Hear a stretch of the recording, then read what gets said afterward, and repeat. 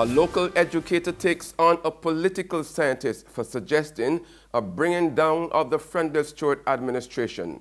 That's our top story in our Barbados Today afternoon news update for Tuesday, January the 2nd. I'm Emmanuel Joseph. Thanks for joining us. A local educator has come out swinging against a call by political scientist Dr. Tennyson Joseph for a vote of no confidence in the Friendly Stewart administration by way of a total national strike on ending mass protests, an economic shutdown, or any other action that would make the government unworkable.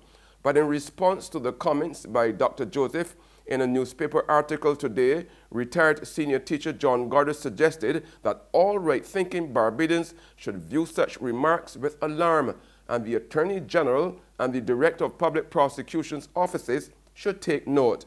Gordon said while he, like his Caribbean neighbors, he does not appreciate non-Barbadians like Dr. Joseph planting seeds of anarchy in the minds of citizens. There's been another call for the Friendly Stewart administration to remove the statue of British Admiral Lord Nelson from Hero Square, the city. Addressing the Kwanzaa program of the Haynesville Youth Group and the Pan-African Coalition of Organizations in Barbados last evening, leading Pan-Africanist David Denny also said the continued absence of a local national hero in the square was an insult to African people. Denny also insisted that a strong campaign should be waged this year for educator Nanny Gregg and trade unionist Israel Lovell to be declared national heroes. I also feel that we need to remember a man like a brother who would have made a contribution, to the Spiritual Baptist Church, our brother Granville Williams. We need to remember Granville Williams. I don't want us to lose out on the whole question in terms of remembering the work that Granville Williams would have done in terms of creating a strong African religion in Barbados.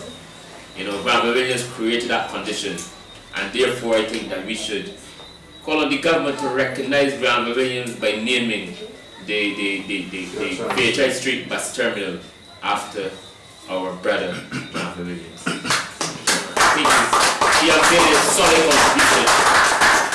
And finally, our cultural ambassador Gabby is a thinker, a writer, and a very good artist.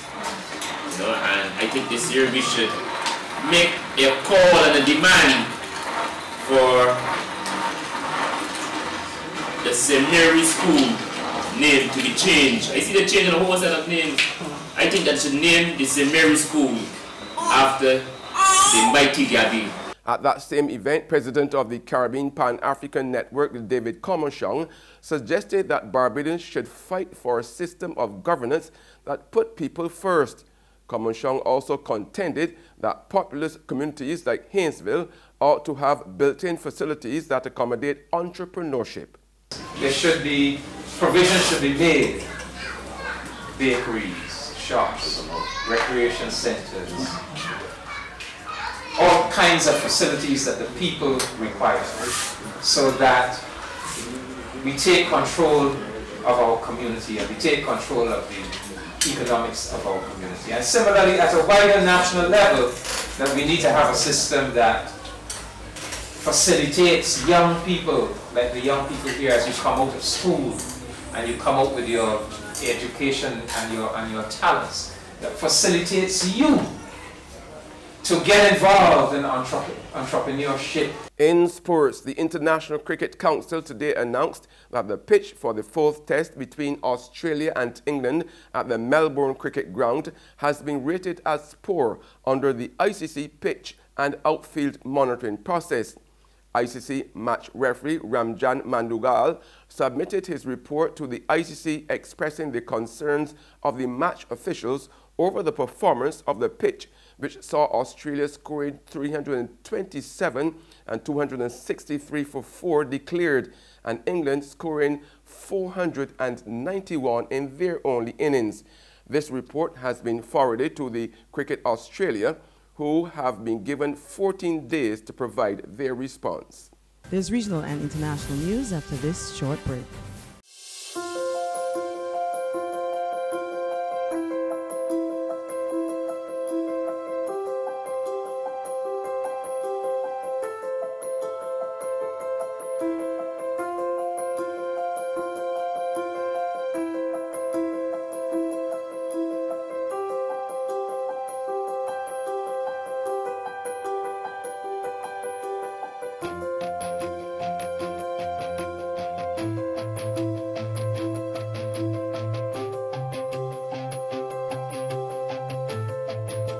Barbados Today, news you can trust. Welcome back with news from the region now. A 26-year-old Guyanese national became New York City's first murder victim for 2018 after she was reportedly stabbed to death by her husband, whose body was later found hanging from a tree in a city park. Police believe that Stacey Singh, the 26-year-old mother of 2 children, who went to the United States just over 5 years ago, was killed by her husband, who later killed himself. They said they are treating the death as a murder-suicide after the bodies were discovered about 3 hours apart on New Year's Day. And on the international scene, Pakistan has summoned the U.S. ambassador in protest against U.S. President Donald Trump's angry tweets about Pakistan's so-called lies and deceit, while the foreign minister, Asif, dismissed the outburst as a political stunt. More in this Reuters report. Summoned by Pakistan to explain Trump's latest tweet, local media say U.S. Ambassador to Pakistan David Hale was brought into the country's foreign office in protest on Monday after Trump tweeted the U.S. has, quote, foolishly given Pakistan more than $33 billion in aid in exchange for nothing but lies and deceit. He added that no more would Pakistan give safe haven to terrorists. And on Monday, a U.S. official said the White House did not plan to send $255 million in aid at this time. Pakistan's Prime Minister Shahid Abbasi is set to lead a cabinet meeting Tuesday focusing on the tweet, and the country's top civilian and military chiefs will meet the next day to talk about crumbling U.S. relations. That's news and sports, but for the very latest, visit our website at www.barbadostoday.bb. You can also subscribe to our e-paper, email updates, or even like us on Facebook. We are also on Izumi Media in bus terminals, as well as Screenplay at supermarkets and gas stations near you. You can also hear us on Mix 96.9 FM. I'm Emmanuel Joseph. Have a fantastic day.